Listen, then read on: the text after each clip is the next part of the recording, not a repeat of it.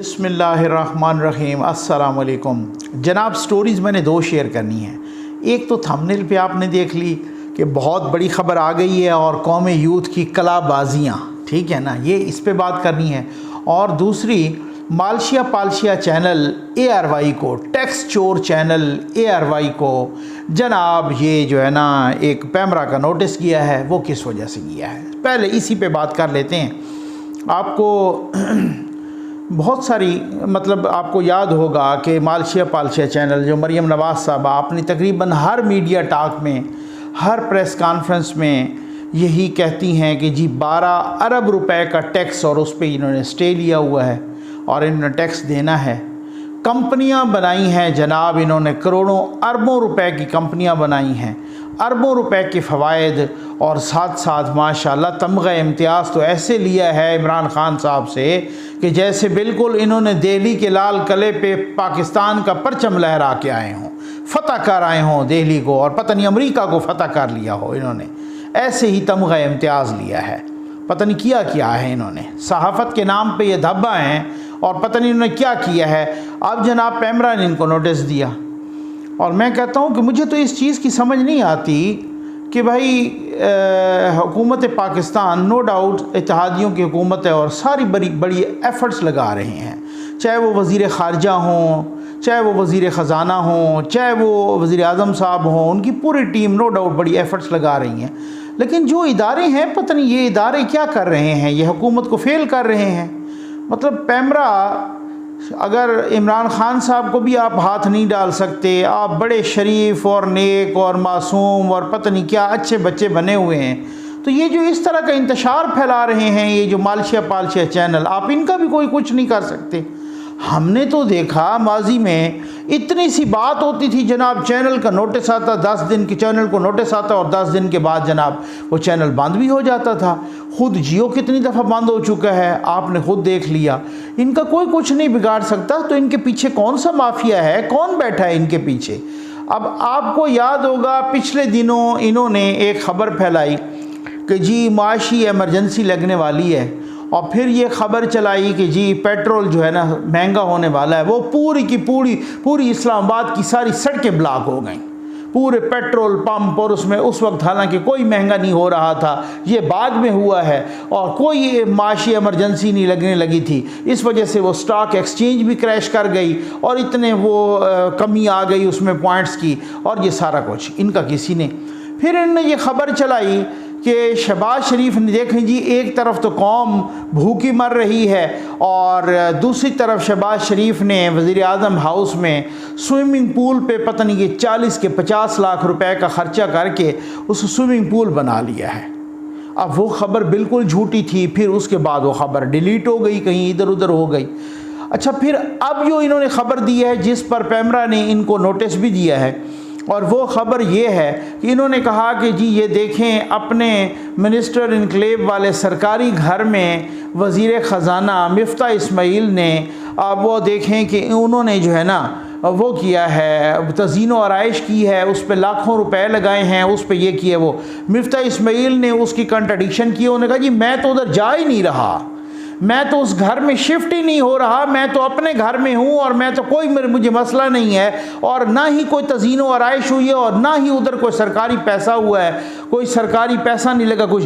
तो इसका क्या मतलब है कि क्या ये जो रिपोर्टिंग हो रही है, ये जो ख़बरें दे रहे हैं, क्या ये गलत फहमी की बुनियाद पर दे रहे हैं? नहीं, ये गलत फहमी की बुनियाद पर नहीं दे रहे, ये बदनीयती की बुनियाद पर दे रहे हैं, ये बदमाशी की बुनियाद पर दे रहे हैं, ये ढीठपन और बेशर्मी की बुनियाद पे दे रहे हैं, ये पाकिस्तान को नुकसान पहुंचाने की खातिर दे रहे हैं, ये इस हुकूमत को नुकसान पहुंचाने की खातिर दे रहे हैं ये ख़बरें।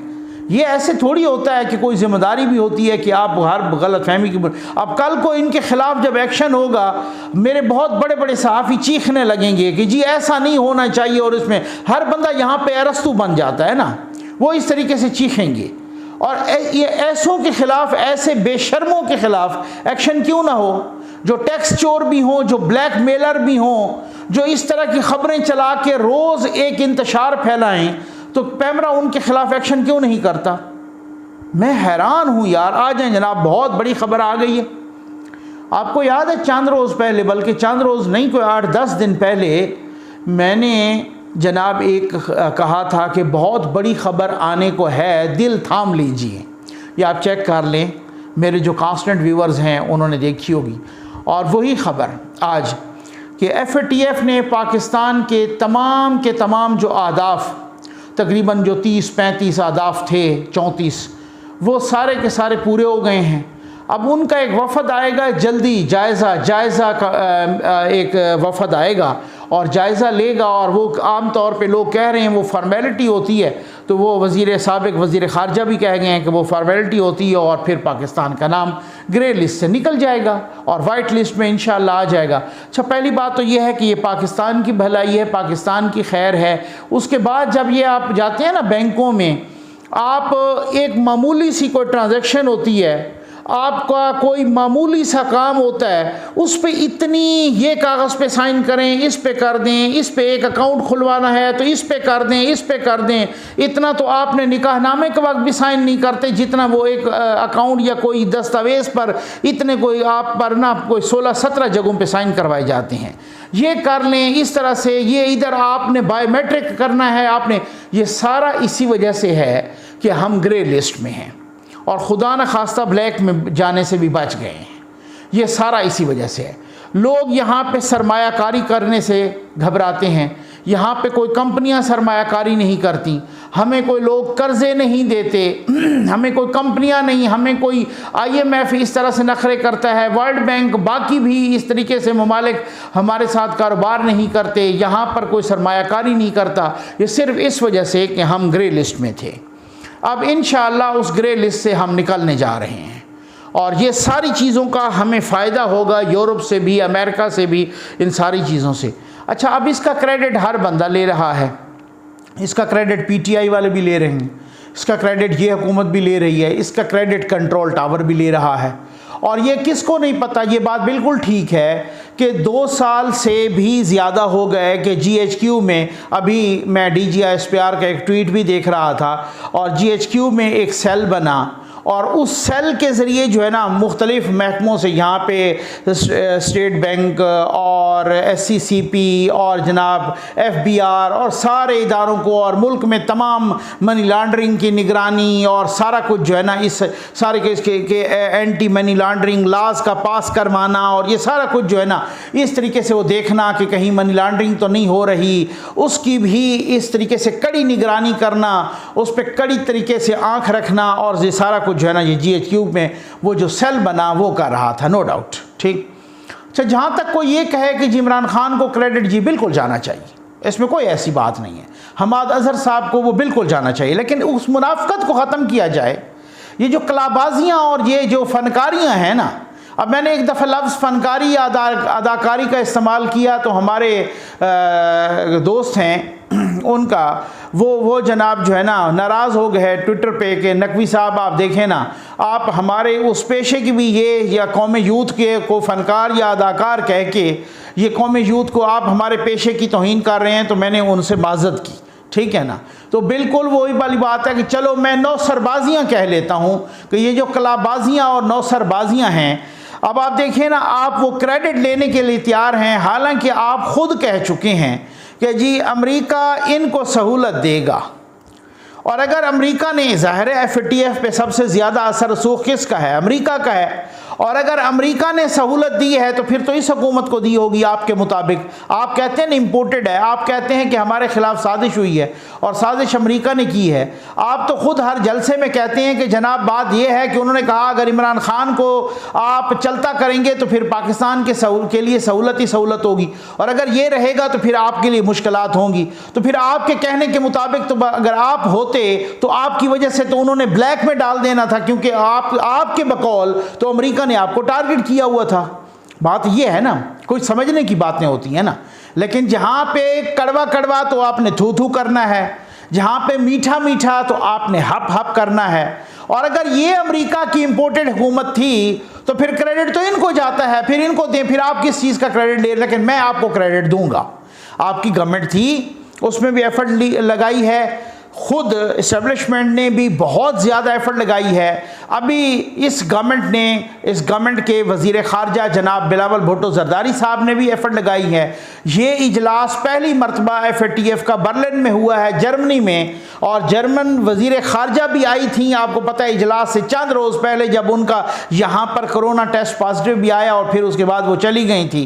ठीक है, उनकी मुलाकातें हुई थी हर किसी से, बिलावल साहब से भी, सबसे मुलाकातें हुई थी और उनने बहुत अच्छे से, और वो दौरा भी बहुत अहम था।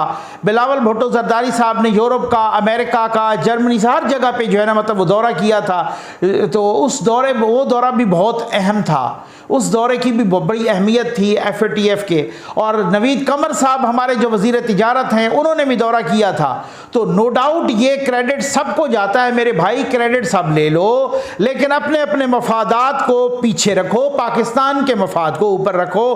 पाकिस्तान है तो हम सब हैं, और जनाब सबको मुबारकबाद कि इंशाअल्लाह पाकिस्तान का नाम ग्रे लिस्ट। ये जो इमेज होता है ना, ये इमेज की परसेप्शन भी बहुत बड़ी बात होती है। अब देखें कि यही इसी तरीके की खबरें आने लगी कि पाकिस्तान का नाम निकल रहा है ग्रे लिस्ट से। तो अब आप अंदाज़ा कीजिए किस तरीके से हमारी स्टॉक एक्सचेंज तीसरा चौथा रोज़ है ऊपर जा रही है, किस तरीके से जा रही है। तो भाई बात ये है, ये सारी चीज़ें, जितनी भी चीज़ें हैं, ये सिर्फ़ और सिर्फ पाकिस्तान के मफाद से, और पाकिस्तान का जब मफाद होगा, जब बाहर के मुल्कों में हमारी तिजारत फले फूलेगी, जब यहाँ पे सरमायाकार आएंगे, वो सबको फ़ायदा होगा। लेकिन अब बात ये है कि शहबाज गाली जैसे यूथिए वो ये कहें कि जनाब इनको तो फलां है, इनका तो कोई क्रेडिट है नहीं, और उसमें आप खुद कह चुके हैं कि हमारे पास तो इक़्तिदार था, अख्तियार नहीं था। ये इमरान खान साहब रिसेंट एक इंटरव्यू में कह चुके हैं